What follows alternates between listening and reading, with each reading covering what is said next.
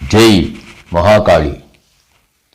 ஆனந்தம் இறைத்துவம் சீசன் 2 ஸ்ரீ ராமகிருஷ்ண பரமஹம்சம் பகுதி 12.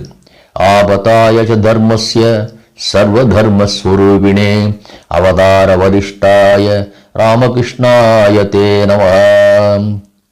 ஏகம் சத் விப்ரா பௌதா வதந்தி. ஒன்றேயான உண்மை பரம்பொருளான கடவுளை அனுபூதியில் கண்டவர்கள் அவரவர்களின் அனுபவத்திற்கேற்ப விளக்கி வருகின்றனர்.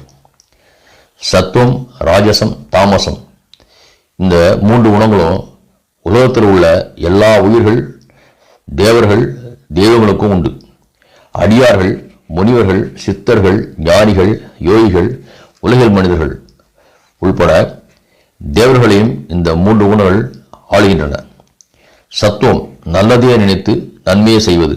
ராஜசம் தன் பெருமையை பறைசாற்ற இலக்கின்றி எதையும் செய்து தன்னை துன்பத்தில் ஆழ்த்திக் கொள்வது. தாமசம் சோம்பேறித்தனம், கோபம் கொள்வது, தீங்கு விளைவிப்பது.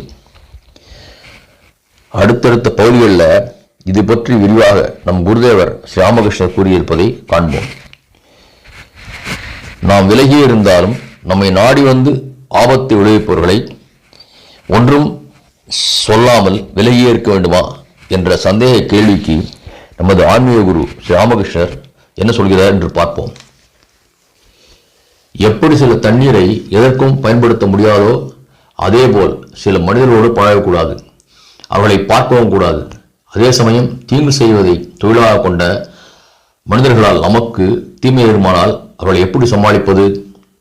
இதோ ராமகிருஷ்ணர் கூறுகின்ற ஒரு சிறு கதையை கேட்போம். சில சிறுவர்கள் புல்வெளியில் மாடு மேய்த்துக் கொண்டிருந்தார்கள். அங்கே கொடிய பாம்பு ஒன்று வசித்து வந்தது. பாம்பிடம் உள்ள பயத்தால் எல்லோரும் மிகவும் எச்சரிக்கையாக இருந்தார்கள். ஒரு நாள் பிரம்மச்சாரி ஒருவர் அந்த புல்வெளி வழியாக சென்றார். மாடு மேய்க்கும் பிள்ளைகள் அவரிடம் ஓடி சென்று, சுவாமி, அந்த வழியாக செல்லாதீர்கள், அந்த பக்கம் ஒரு கொடிய விஷப்பாம்பு இருக்கிறது என்று சொன்னார்கள். அதற்கு அந்த பிரம்மச்சாரி, பிள்ளைகளே, அது இருந்துவிட்டு போகட்டும், அதனிடம் எனக்கு பயமில்லை, எனக்கு மந்திரம் தெரியும் என்று சொல்லிவிட்டு தொடர்ந்து நடக்கலானார். பயத்தினால் அந்த சிறுவர்கள் யாரும் அவருடன் செல்லவில்லை. யாரோ ஒருவர் வருவதைக் கண்ட பாம்பு படம் எடுத்தபடி சீறிக்கொண்டு வேகமாக ஓடி வந்தது. பிரம்மச்சாரி நெருங்கியதும் அவர் ஒரு மந்திரத்தை உச்சரித்தார். அவ்வளவுதான். சீறி வந்த பாம்பு மண்புழுவைப் போல் அவரது காடியில் விழுந்தது. பிரம்மச்சாரி அதை பார்த்து, நீ ஏன் இப்படி மனிதர்களை துன்புறுத்தி கொண்டு திரிகிறாய்? வா, உனக்கு ஒரு மந்திரம் கற்றுத்தருகிறேன். இந்த மந்திரத்தை நீ ஜெபம் செய்தால் பகவானிடம் உனக்கு பக்தி ஏற்படும், நீ அவரை பெறுவாய், பிறகு தீங்கு செய்யும் இந்த தன்மை போய்விடும் என்று சொல்லி அந்த பாம்பிற்கு மந்திரத்தை உபதேசம் செய்தார். மந்திர உபதேசம் பெற்ற பாம்பு குருவை வணங்கி, குருநாதா, நான் எவ்வாறு சாதனை செய்ய வேண்டும் என்று கேட்டது. அதற்கு குரு, இந்த மந்திரத்தை ஜெபம் செய், யாருக்கும் தீங்கு செய்யாது என்று சொன்னார். பிறகு புறப்படும் போது நான் மறுபடியும் வந்து உன்னை பார்க்கிறேன் என்று கூறிவிட்டு சென்றார். சில நாட்கள் கழிந்தன.